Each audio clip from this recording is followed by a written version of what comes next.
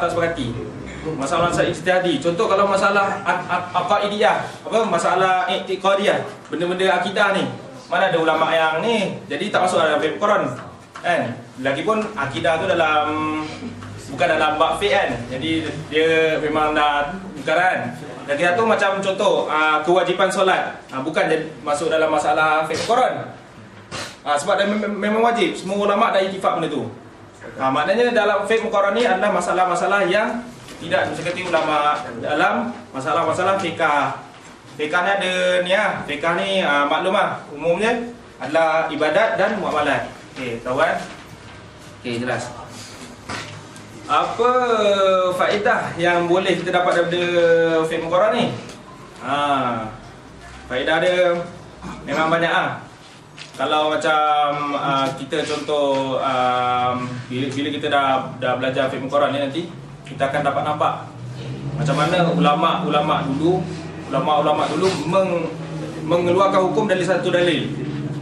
Kadang tu ada satu dalil tu, dia kadang satu dalil dia pakai.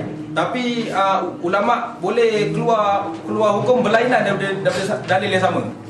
Contoh yang kita ni kan, yang kita buat selalu kat wuduk tu, basuh kepala. Ada ulama kata pakai Allah selamat. Ada ulama kata basuh semua. Ada pula ulama lain kata basuh depan je. Bukan basuh depan je, basuh sikit. Silap. Ada ulama pula kata ada miqdar dia. Contoh ada dia punya kadar dia. Rubuk, ada yang kata nus. Macam tu lebih kurang secara umum kan. Tapi yang penting kan dia guna satu ayat je. Dia punya istilah dia daripada satu ayat je. Ayat dia apa? Wamsahu biru'usikum. Dia pakai dalil sama tapi boleh keluar ulama ni cakap macam ni, ulama ni cakap macam ni. Okey, jelas Macam tu faedah dia. Kita dapat tahu macam mana ulama keluarkan satu hukum daripada dalil. Okey. Dan antaranya kita dapat menguasai satu masalah fiqh tu secara menyeluruh. Bila fiqh Quran daripada kita zikir sebutkan dalil pendapat-pendapat, lepas tu apa dalil mereka, lepas tu apa dia punya pembahasan dalil mereka ni sahih ke tak, lepas tu dalil mereka ni bertentangan dengan dalil macam ni. Okey, lepas tu kita merojah kat mana daripada awal sampai akhir kita tahu masalah tu macam mana. Maknanya kita dapat menguasai satu masalah fiqh tu dengan jelas dan nyata insya-Allah. Okey. Yang faedah yang paling penting kali, kita dapat mengelakkan diri dapat menjauhkan diri daripada sifat-sifat ta'assub. Sebab banyak kita dengar ada yang ta'assub mazhab kan. Ada yang jenis yang kadang tu ada yang jenis yang Syafi'i. Dah Syafi'i je kerja jenis yang bila cakap tu, aku Syafi'i, mana nak ikut kau? Tak ada. Macam itulah. Bila kita belajar fiqh Quran ni, kita dapat nampak. Kita akan, bila kita belajar Quran ni, kita dapat merasai macam mana orang ta'assub tu boleh ta'assub. Padahal ada pendapat yang lebih contohlah saya Syafi'i kan. Saya ada satu masalah ni, pendapat Hambali yang lebih kuat. Takkan saya nak ikut Syafi'i juga. Saya dah tahu pendapat Hambali lebih kuat, lebih nyata, jelas punya dalil, tapi saya nak ikut Syafi'i juga. Takkan macam tu kan. Mesti kita kena ikut. Bila kita tahu benda tu lebih kuat, mesti kita nak kena ikut yang lebih kuat, betul tak? Okey, macam tu lebih kurang syarah walaupun tak ni. Tapi nampak kat situ kalau kita belajar fiqh Quran ni, kita akan bertaamul dengan pelbagai pendapat. Bila dapat bertaamul dengan pelbagai pendapat, kita taklah kita jumut pada satu fikrah, satu pandangan ulama saja kan. Okey. Selepasnya sebab-sebab perselisihan dan perbezaan pendapat di kalangan ulama. Dia banyak sebenarnya. Sebab-sebab perbezaan pendapat di kalangan ulama ni banyak. Ada yang ulama, ada setengah buku kata ulama ni berbeza pendapat, dia orang apa macam-macam lah. Macam saya punya rujukan buku Masail Fiqhil Muqarrar ni. Dia kata kat situ ada 3 anwa'. Ada yang ikhtilaf mazmum dipanggil. Ya, ikhtilaf mazmum tu saya tak sebutkan lah sebab kita macam kita mencela ulama ah. Padahal ulama ni dia orang punya usaha, dia orang punya juhud dia tu kita kena hormati memuliakan kesungguhan dia orang dalam mengeluarkan hukum-hukum dalam ilmu-ilmu ni kan,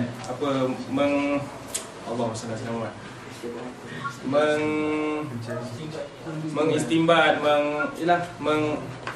juhud dia orang kita kena muliakan kan. Takkan kita nak sebut kan, tapi yang saya pentingkan saya sebut kat sini benda-benda yang memang kalau kita tengok kalau kita belajar fiqh Quran nanti, kita akan tahu apa sebab kita ulama, antaranya yang di bawah ni lah.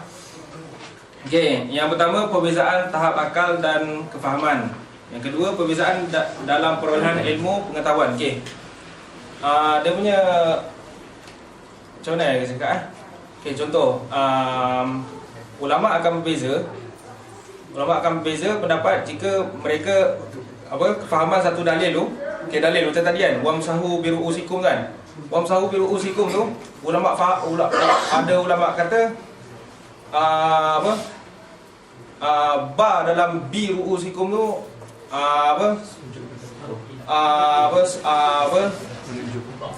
zaidahan ilsaq nama dia ni kan. Dia ilmu dia kata ulama tu kata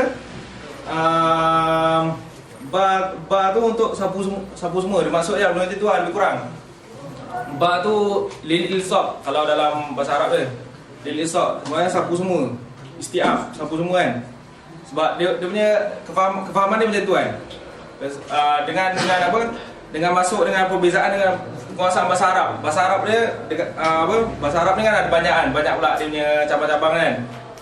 Ada pula yang kata ba tu litab'in. Maknanya bila dia kata litab'in sikit lah, ba'd kan. Sebahagian separuh kan, itu lebih kurang. Okey,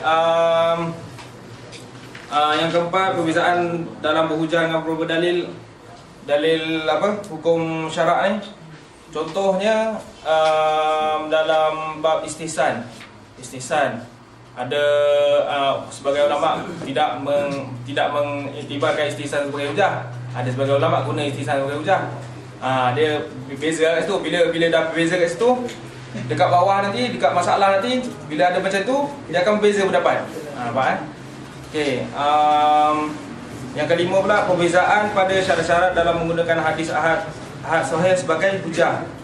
Yang ni banyak dekat mazhab Hanafi lah. Sebab mazhab Hanafi dia kata dalam mazhab Hanafi dia kata hadis ahad ni tak boleh jadi hujah kalau perawi dia tak buat apa yang diriwayatkan.